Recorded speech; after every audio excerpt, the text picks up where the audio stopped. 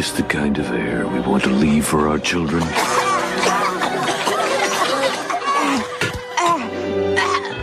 Don't they deserve better? Electricity, the fuel of the future.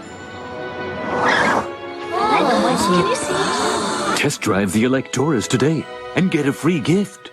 Thinking of saying goodbye to gas? Hello. I love your planet deeply and am interested in purchasing one of your electronic autos. Well, it's always nice to meet people concerned about the environment. What kind of mint? Welcome to the electric car of the future, sponsored by the gasoline producers of America. Hello, I'm an electric car. I can't go very fast or very far.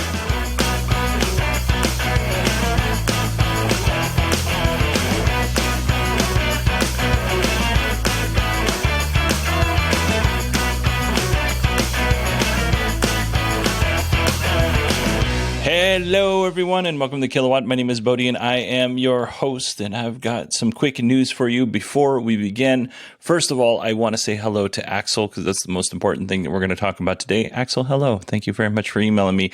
Second of all, I bought a Model Y. I'm super stoked about it. I bought it last Saturday. Still waiting for VIN numbers and all that stuff, but I got a gray Model Y long range. And very excited. Also, I've never purchased anything outside of a house that costs nearly as much as this car does, and I'm also terrified. So, yeah, it should be good. It should be a lot of fun. I'm looking forward to playing around with it. I did not get full self-driving or enhanced autopilot because I can barely afford the car. So that's why. But anyway, yeah, bought a car. All right, let's move on here. Oh, that's why I played the Simpsons intro, was in honor of my new electric car that will be delivered sometime in June. The Fisker Ocean is officially certified in Europe, and deliveries will begin on May 5th. So that's exciting for everybody at the Fisker team. Also, those folks in Europe who will receive the vehicle. North American deliveries will begin sometime after that. It still has to get certified here in the US. So that's good news. Good news for Fisker. Hopefully that article that we had, I think it was last week, about them not including some features until later on ends up being not true, or at least better than reported. Atlas Motor Vehicles, which is a company that's just down the road from me in Mesa, they have changed their name to NXU, which is actually pronounced new. Atlas, or New, is building out an ecosystem for EVs, starting with their Cube battery packs. They're built with proprietary cells, and New claims that it'll allow the vehicles or the battery pack to charge faster and have better range and longer lifespan than current batteries. I don't know if that's true or not. I know New, I know that they've made several videos showing off their technology, but only on a very small level, nothing on a grand level. So I actually have the CEO, Mark Hanchett. I have his phone number in my phone. I should call him, or actually, I don't know if he's the CEO. He just might be the founder now. But in either case, I have his number, and calling him might be too forward. Maybe I'll contact their PR folks and see if we can't get an interview scheduled. Now, you might be asking, I thought Atlas was going to build a truck, and they were. It sounds like that's on hold, and they're going to focus on the platform. Atlas will still be a subsidiary under the new company, NXU, but as of right now, it sounds like that project's on hold so they can focus on that Cube battery, which sounds like they think they got something there. Ford has a new division for AI and autonomy. The new division is called Latitude AI. I don't have a lot more to say on this, but I do have something to say on the article. The article I read was written by Jennifer Sinsaba. I'm probably saying her last name wrong, not right. She writes for Clean Technica. Jennifer dives into the history of driverless cars, and I'd be willing to bet you don't know when the first driverless car was shown off. It was actually in 1939. The driverless car was exhibited at the World's Fair. The car was controlled by transmitters in the road, but prior to that, they actually tested driverless cars that were remote control through radio waves, but they had to have a chase vehicle follow behind the car that was being remote controlled because they needed a good signal. So pretty interesting. The article is full of really good information. I just gave you 2 small bits of that article, and the article will be linked in the show notes. I like Jennifer. She's a good writer. Our next article is one of those I'm kind of surprised, but not really surprised type of articles. GM will stop making the Chevy Bolt this year. I'm not really surprised because GM is focusing on the Ultium platform. The Chevy Bolt is built off a legacy platform, but I am a little bit surprised because it is their best-selling electric vehicle. And at some point in time, they could just, transfer the Bolt over to the Ultium platform. People really like it. Now, I do understand that Chevy has a vehicle that is escaping me at the moment that's going to start around $30,000, so maybe they don't want to cannibalize the sales of that vehicle, but it's kind of a bummer. People seem to like the Bolt, but we're going to talk more about this next week when we cover GM's Q1 2023 earnings call, so we'll save it for that. VinFast has delivered the first batch of VF5s in Vietnam. The VF5s are the smallest version of electric vehicle that VinFast sells. The VF5 has 2 options. The first option comes with a battery for $22,900 US, or 537,119,500 Vietnamese dong. There's also a cheaper version, but it comes with a battery subscription. That is $19,500 or 466,754,500 Vietnamese dong. And the subscription is $68 a month, which isn't too bad. I don't know what that would be equivalent to in Vietnam. Like $68 is a cheap cable bill here in the United States. I don't know how expensive or cheap or affordable that would be in Vietnam. The VF5 has a range of around 186 miles or 300 kilometers. It'll come with a 100 kilowatt motor or 134 horsepower with 100 pound-feet of torque. 37.2 kilowatt hour battery. It's got a pretty nice warranty, 7-year, 87,000 mile warranty. And just kind of as a side note here, VinFast also secured $2.5 billion in funding recently. So congrats to the VinFast team. Moving on to NIO. NIO is planning a smaller and more affordable EV for Europe, but the car won't be sold under the NIO brand. We don't know what the sub-brand will be called, but we do know the code name for the sub-brand is Firefly. Now, I highly doubt they're going to use Firefly, but that first model will be a hatchback, and the price will start under 30,000 euros, which is around 33,290 US dollars, according to reports. And because it is built by NIO, owners of this vehicle will have access to NIO's battery swap stations. So that's pretty cool. I don't know if it's going to be specific battery swap stations or if you can go to any battery swap station, but still, pretty cool that they are still continuing to offer that even through their sub-brands. NIO says that 60% of the drivers prefer using battery swap stations rather than charging like a common peasant. NIO's latest swap station can perform 408 swaps per day, so pretty impressive. On Tuesday's episode, we dedicated a whole episode to Rivian. And by the way, a lot of people emailed in and contacted me and told me that they liked that episode. Thank you very much for your kind words. It was very nice to hear. My plan originally with that was we were going to listen to RJ, and then we were going to listen to Claire, and then I was going to do some news. But the show was running very long, so I cut the news. We'll do it here. So here we go, starting off with the Rivian news here. Here we go. I got to find my place. Here we go. Rivian is opening up their EV charging stations to other EV brands. We heard Claire mention this in her fireside chat with Bank of America. This will also open up some IRA funds, Inflation Reduction Act funds, to help Rivian build out their adventure network. So good for Rivian and good for other EV owners. Moving on here, Rivian's head of software, Wassim Bin Sid, I am so sorry I butchered that name, mentioned that Rivian is set to release a big update soon. In that update, there will be a big towing update, integrated text message on the screen, activating the cameras when you turn on a blinker, which seems like that should have already been there, but that's cool. Navigation improvements, valet mode, entertainment apps, and then some holiday software updates. So that's pretty neat. Let's see. This is kind of a cool story. Rivian is developing an Apple Watch as a key feature. I like this idea. That's neat. I hope that Tesla ends up doing this. And even though Rivian doesn't have CarPlay, which we talked about last week or last episode, they are integrating Apple Music into their system. So that's cool. I'm an Apple Music user. Now, our next little piece that we're going to talk about isn't an article. It comes from the Twitter account of Hamid Shojai. Now, if that name sounds familiar with you, it should, because he was on episode 257. Well, he posted on Twitter that there's a good chance that the Rivian R1T and R1S will outsell the Model S and Model X in 2023. Rivian delivered 8,000 vehicles in Q1 2023, and Tesla delivered 10,695 Model S and Model X's during that same time period.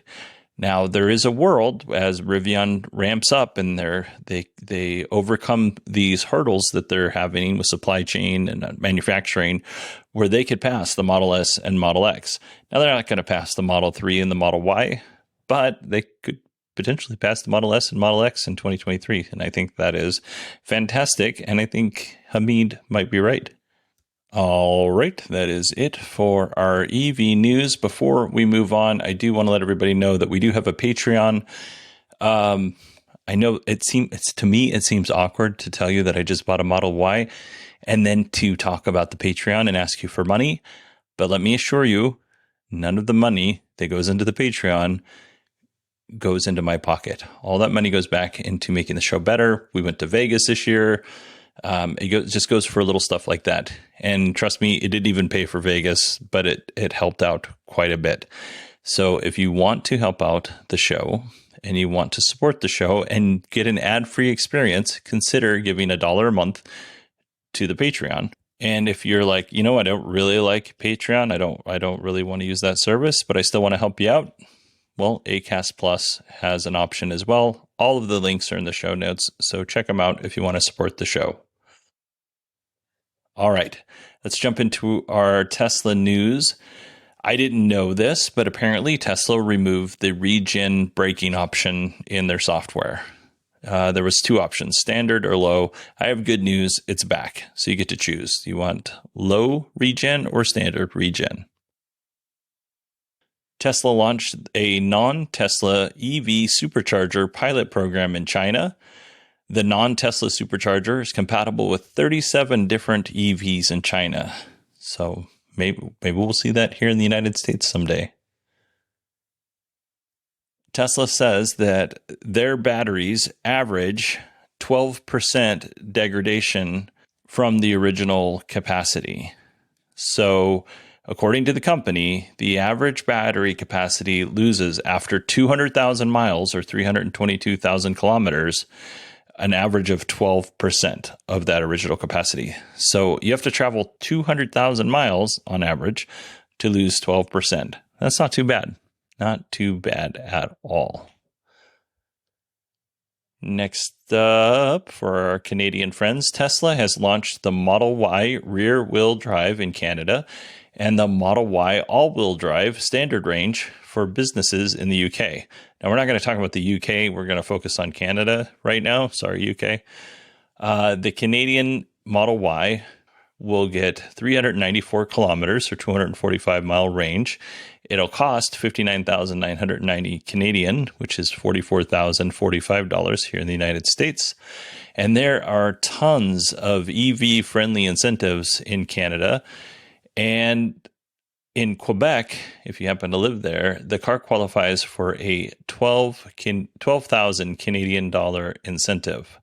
It's pretty impressive. And it's rumored that this version of the Model Y is actually built and shipped from China. Pretty interesting. Let's see here. Tesla has had the in-car trip planner for a while now, but what happens if you want to plan your trip while you're taking a bath? Well, you can't, or you couldn't until now. Tesla is bringing the trip planning feature to your mobile app. If you go to your location tab in the app, you can enter an address and it'll plan the route, including charging stops in the app. You can also edit the charging stops if need be. And the best part is you can send your trip to your car. So it's waiting there when you're ready to travel. Tesla Autopilot has been found not guilty or not responsible or found not at fault in a lawsuit. I don't know really how to say it that it wasn't guilty when it's a piece of technology, but here's the story. An LA woman was involved in an accident with her Model S in 2019. The accident was fairly serious in terms of injuries. She fractured her jaw, she was missing some teeth, and there's some nerve damage to her face. And she claimed that the Model S swerved into the curb while operating in autopilot. So that was 2019. In 2020, she sued Tesla, and Tesla's defense was that during that time, autopilot should have only been used on highways and not on city streets. The jury agreed and cleared Tesla of any wrongdoing. Now, I don't necessarily disagree with the jury, but it does seem like if autopilot wasn't allowed to be used on city streets, then Tesla owners should not be able to activate it on city streets. I'm not saying the jury's wrong. I'm just saying, why is Tesla letting you activate this on streets that it's not supposed to be used on? It has a GPS. It knows where it's at. It should be able to take care of this pretty easily, I think. All right, we're down to our last story. Tesla investors have written a letter to Tesla's board of directors asking for more CEO commitment. I've read the letter. It's 4 or 5 pages. There's a link in the show notes. I'm going to give you the overview as written in the letter. I'm going to read it poorly. I'm just letting you know that ahead of time because I can't read. And then I'll give you some excerpts from the letter, and then also I'll just kind of sum things up in between, so I don't have to embarrass myself by reading the entire letter out loud. So here is the overview according to the letter. The board's meager oversight of CEO Elon Musk and other critical aspects of corporate strategy, including the company's approach to human rights and labor rights, exposes the company to substantial legal, operational, and reputational risks, thereby jeopardizing its long-term value. The board has allowed the CEO to be overcommitted at a time when the company faces critical challenges, including increased competition, regulatory scrutiny, and a stock slide. Therefore, we urge the board to announce the following: a means to ensure Tesla has a CEO that dedicates adequate time and attention to the company, either a policy that limits the CEO's outside commitments or a CEO succession plan, a plan to overhaul the compensation of the board, including rolling off directors with close ties to the CEO. So basically, they would really like it if the board didn't like Elon so much and stopped letting him do whatever he wants. The letter went on to say that the board has failed to ensure that the CEO is appropriately focused on Tesla. So right now, Elon is involved in Tesla, SpaceX, Twitter, the Boring Company, Neuralink. I mean, even if you have superhuman abilities and focus, that's a lot of companies to try and manage, even if you're only doing, 5% at the Boring Company and 2% at Neuralink. Twitter, SpaceX, and Tesla are going to take up a lot more of your time, or at least they should. They also went on to say that there were reports or are reports of workers and regulators investigating or complaining about toxic culture at Tesla's factories. We've talked about that. They had a little bit more to say about that. Tesla appears to be embracing a broader culture of being above the law. In addition to the allegations detailed above, Tesla currently faces 3 criminal probes by the U.S. Department of Justice and investigations by the National Highway Transportation Safety Administration and the California Department of Vehicles over Tesla's autopilot system. Instead of working to address problems with regulators, CEO Musk has made derogatory tweets and comments fueling tensions, which I have seen that, so I don't think that's wrong. They also went on and talked about exposing Tesla to significant human rights risks, and they have not been meaningfully addressed. The human rights implications we're talking about are child labor or forced labor in the supply chain. Forced labor when it comes to folks like the Uyghur Muslims in China, and then child labor when it comes from the cobalt mines from the DRC in Congo. Tesla recently released their impact report for 2022, and in the report, they talked about their commitment to ethical sourcing of cobalt. So I don't actually know if this part is true or not. I do know that Tesla opened up either a store or some form of Tesla operation in that Uyghur area of China, which is definitely, we talked about this. That's definitely concerning, especially how poorly those folks are being treated by the Chinese government. The Tesla board lacks sufficient independence and accountability mechanisms. So this is going on with the letter here. We believe that Tesla's current governance structure, specifically its staggered elections, supermajority voting requirements, board compensation, and director compensation practices, is one of the primary causes for poor oversight. It has been reported that several of Tesla's directors have close personal relationships with Elon Musk, some dating back decades. In addition to his brother Kimball Musk, CEO Musk has longstanding friendships with director Ira EuropeNIO, James Murdoch, and James Murdoch. Over the years, Tesla directors have received exceptionally high compensation for their work, getting paid millions in stock options compared to the average director pay of $300,000 annually. We are concerned that these close personal ties and extraordinary pay reduces the board's objectivity, independence, and ability to prioritize the needs of Tesla shareholders. I can say that they have a point there editorially. The group wants to ensure Tesla has a CEO that is going to focus on Tesla and address its challenges, which I don't think that's unreasonable. The group of investors who wrote this letter, I don't know, there's like 9 or 12 of them. They hold over $1.5 billion of Tesla stock. I'm not sure if this letter is going to fall on deaf ears, however. We did talk about a few weeks ago, or maybe it was even last week. All these shows just kind of blend together for me, so sorry about that. But we talked about Tesla changing up the way that they're doing board seats. Like 2 of the seats are going to be up for basically anybody who's qualified to run for, and they can be voted in instead of Elon picking the board seats, but only 2, or a maximum of 10% of the board or something like that. I can't remember the exact, maybe it was 20% of however big the board is. So if the board has 10 people, it's 2. If they grow to 100 people, it's 20, that kind of thing. All right. I'm sure you guys all know how percentages work. All right.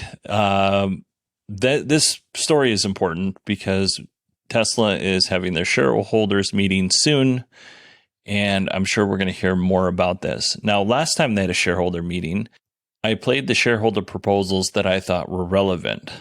I didn't play all of them, I'm pretty sure, but I played the ones that I thought were relevant. And then I was like, you know what? I should actually have Tesla's response to these shareholder requests. And normally the response is no, but I should have, what their official take on it is when we play these clips. So this time around, this year, I will have that response before we actually play the clips, so that I think that gives us more context, and I think it makes it more fair. Because again, I tend to lean on the side of labor or on the side of customers, and I very rarely stick up and defend in any great way for businesses, especially multi-billion-dollar businesses. They don't need my help. So I am extraordinarily biased in this regard, but I think it's important for you to have this information so you get the full picture. All right, everybody, that is it for me this episode, and actually it's the whole week. I want to thank you all for listening. Axel, I hope you enjoyed this episode. as well as everybody else. I hope everybody else enjoyed this episode as well. If you want to email me, you can. It's Bodie, BODIE, at 918digital.com. You can also find me on Twitter at 918digital. All right, everybody, that is it. Have a great day, and I will talk to you on Tuesday.